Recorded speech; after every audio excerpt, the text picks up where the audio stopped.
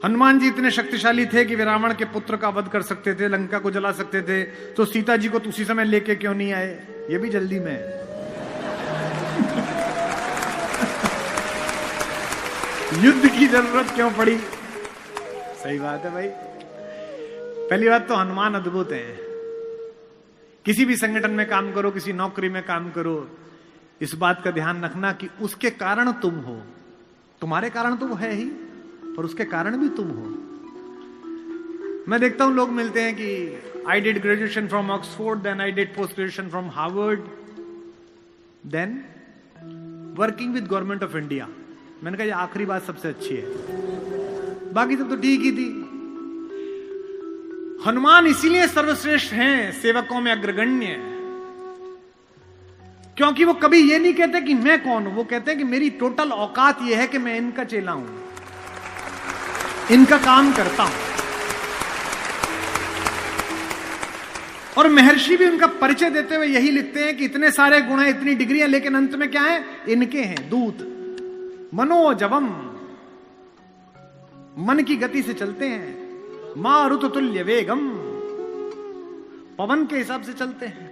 जितेंद्रियम, बुद्धिमताम वरिष्ठम, है ना? वानर यूथ मुख्यम, वानरों के यूथ के मुखिया हैं। ये सारी डिग्री है। और आखिर में क्या है? श्री राम दूतम शरणम प्रपद्ये, मैं श्री राम का दूत हूं।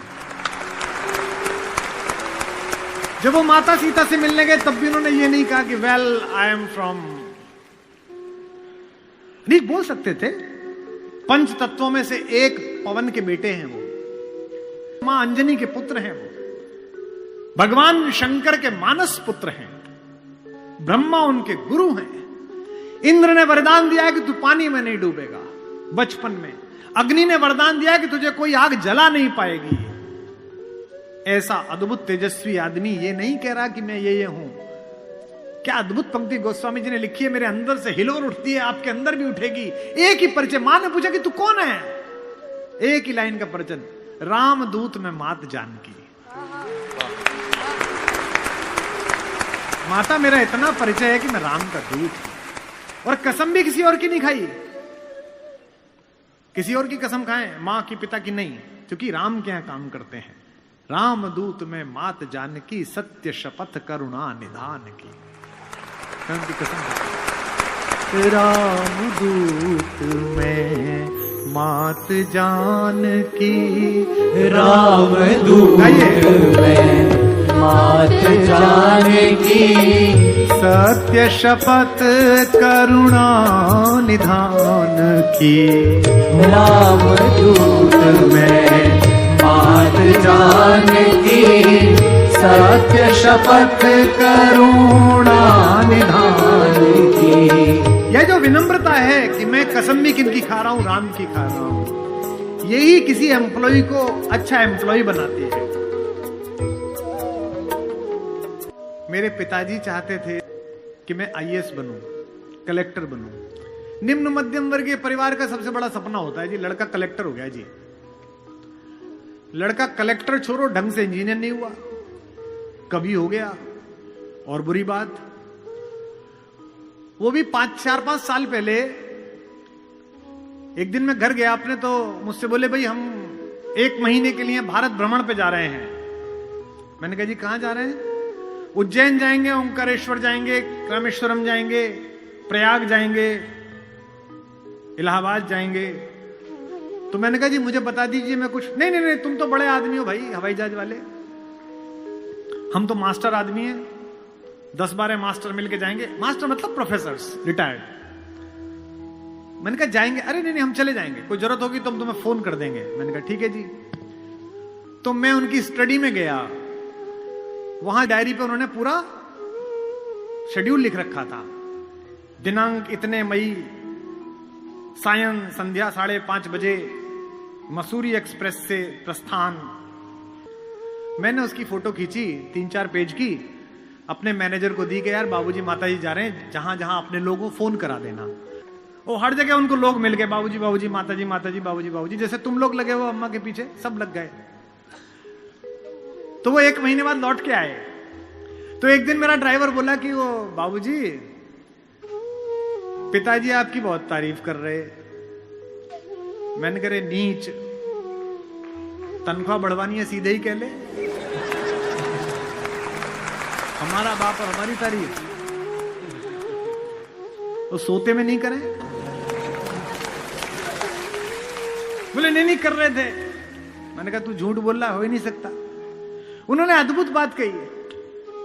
उन्होंने मेरी मां से कहा कि देखो मैं चाहता था लड़का कलेक्टर बन जाए, कलेक्टर नहीं बना, ये कवि बना, प्रेम बांटता है। कलेक्टर बनता तो जिन जिन जिलों में कलेक्टर रहता, 4 5 6 जिलों में, उन्हीं में इसके परिचित होते, प्रेम करने वाले होते। कवि बना, जिस स्टेशन पे उतरे वहीं प्रेमी लोग मिल गए। इसे प्रेम और कलेक्टरी का अंतर कहते हैं। तो हनुमान को कलेक्टर नहीं बनना, हनुमान को प्रेमी बनना है राम का।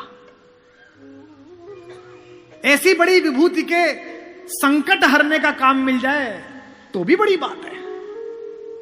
इसलिए सीता से उन्होंने ये नहीं कहा कि मैं वायु का पुत्र हूं, जो इस बच्चे ने पूछा है, साथी ने पूछा है कि उठा के लेके आ सकते थे। नहीं, काम कितना बताया है उतना ही।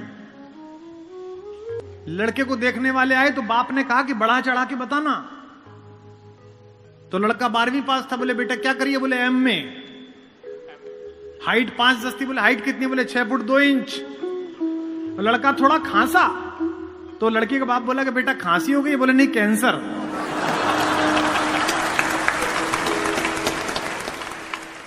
बढ़ा चढ़ा के बताना है उनको। हनुमान को बढ़ा चढ़ा के नहीं बताना। मैं पवन का पुत्र हूं, अंजनी का बेटा हूं, बचपन में ही सूरज को खा गया। नहीं नहीं नहीं, एक लाइन का परिचय है। रामदूत में मात जानकी, सत्य शपथ करुणा निधान की। और सीता का भी संकल्प देखिए। हमारी मां का कल मुझे किसी ने लिख के भेजा कि साहब बीता जा रहा है दिन, ना सीता पर बोले ना उर्मिला पर। वो बैठी हैं, ये बात सच है।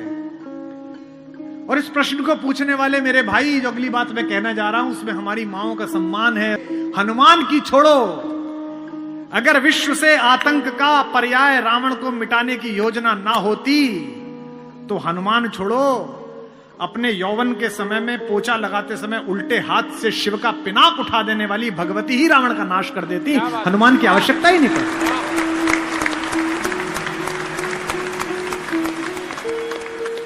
जिस मेरी माता में इतना साहस था कि घर में झाड़ू लगा रही थी तो भगवान शंकर का धनुष उल्टे हाथ से उठाया और झाड़ू लगा दी। महाराज ने देखा कि अरे ये क्या, तो मुझसे भी नहीं हिलता। तो उन्हें लगा कि देवी है। उस दिन उन्होंने संकल्प किया कि जो इस पर प्रत्यंचा चढ़ा देगा उसे मैं इस पुत्री का हाथ दे दूंगा। राघवेंद्र आए, विश्वामित्र ने कहा बेटा लेट्स ट्राई। उन्होंने ऐसी प्रत्यंचा चढ़ाई वो टूट गया। और उसमें भाई साहब और उनके छोटे वाले। परशुराम ने पूछी कैसे टूटा? बोले इतने क्यों गुस्सा हो रहे हो, बचपन में हमने बहुत सारे तोड़े थे, और तोड़ दिया। जहां ना फजीता हो वहां लक्ष्मण पैदा करा देते हैं। उनको देख के डर लगता रहता कि अब हुआ झगड़ा, अब हुआ झगड़ा। धनु ही सम त्रिपुरारी धनु। वो गुस्सा आया, बोले अच्छा धनु ही है ये? इतनी अद्भुत पराक्रमशीला भगवती, अगर वो ही चाहती तो वो ही नष्ट कर देती, लेकिन नहीं। इसका उद्देश्य ही ये था कि एक बार ये कौतुक हो, राम आए और पृथ्वी से इन अनाचारियों का नाश हो। इसका उद्देश्य ही है। जब अहंकार से भरकर गया रावण और माता से कहा कि देख, या तो तू मेरा प्रणय प्रस्ताव स्वीकार कर ले, अन्यथा मैं तुझे उठा के ले जाऊंगा बलपूर्वक। तो प्रसंग आता है कि सीता जी ने जिस चटाई पर बैठी हुई थी उसका एक तृण, एक टुकड़ा तोड़ा और आगे रख दिया और कहा कि मूर्ख, तू मुझे उठाएगा? तू इस टुकड़े को पार करके दिखा दे चल। मेरे साथ एक प्रोफेसर साहिबा पढ़ाती थी। उन्होंने मुझसे पूछा कि आपको नहीं लगता कुमार जी कुछ ज्यादा हो गई? मैंने कहा नहीं। तिनका रख दिया और रावण पार नहीं कर पाया। जो रावण उठा के ले आया वो पार नहीं कर पाया। मैंने कहा नहीं, आपने पढ़ा है ना, तिनके को धरकर तृण धरी ओट कहत वेदेही सुमर अवधपति। क्या धार्मिक जगह इन्हें सब याद है। सुमिर अवधपति परम स्नेही, तिनका रखेगा पार। अब जो बात कह रहा हूं वो शायद आपके मन को छुए। माता सीता ने तिनका रखकर कहा कि पार करके दिखा, वो इसलिए नहीं कहा कि उन्हें ये नहीं पता था कि ये कितना बलशाली है। एक बात आप लोग भूल गए, तिनके को संस्कृत में भूमिज कहते हैं, भूमि से पैदा हुआ, और सीता को संस्कृत में भूमिजा कहते हैं, भूमि से पैदा हुई। एक लड़की अपने पति के साथ भी इतना सुरक्षित अनुभव नहीं करती जितने अपनी भाई के साथ सुरक्षित अनुभव करती है, इसलिए उसने कहा कि ये तृण धरा हुआ है, ये तिनका धरा हुआ है। तृण धरियोट कहत वह देही, तृण धरियोट कहत वह देही, सुमरि अवधपति परम स्नेही। तृण धरियोट कहत वह देही, सुमरि अवधपति परम स्नेही। इसमें एक शब्द है, ध्यान से सुनिए, वो है परम स्नेही। ये जो आत्मविश्वास स्त्री के अंदर आता है या पुरुष के अंदर आता है, ये स्नेह के कारण आता है। अगर स्नेह ना हो तो नहीं आता। मुझसे लोग कहते हैं कि शासन कब सुधरेगा, सरकारें कब सुधरेंगी। मैं कहता हूं कि संकट में पड़ने के बाद जिस आस्था और भरोसे के साथ आप अपने घर में रखे हुए छोटे से एक पत्थर के आगे सिर झुका देते हैं कि भगवान बचा लेना, इसी आस्था के साथ जिस दिन भारतीय व्यक्ति न्यायालय में और थाने में जाना शुरू कर देगा कि यहां पहुंच गया तो बच जाऊंगा, उस दिन मानना कि सरकार में राम राज्य चल रहा है। ये असली राम राज्य है। इसलिए क्या कहते हैं, परम स्नेही। तृण धरियोट कहत वह देही, तृण धरियोट कहत वह देही, सुमिर अवधपति परम स्नेही। तृण धरियोट कहत वह देही, सुमरि अवधपति परम स्नेही। और ये याद भी दिलाती है कि मूर्ख, तुझे इतना पता नहीं है कि तू क्या कर रहा है।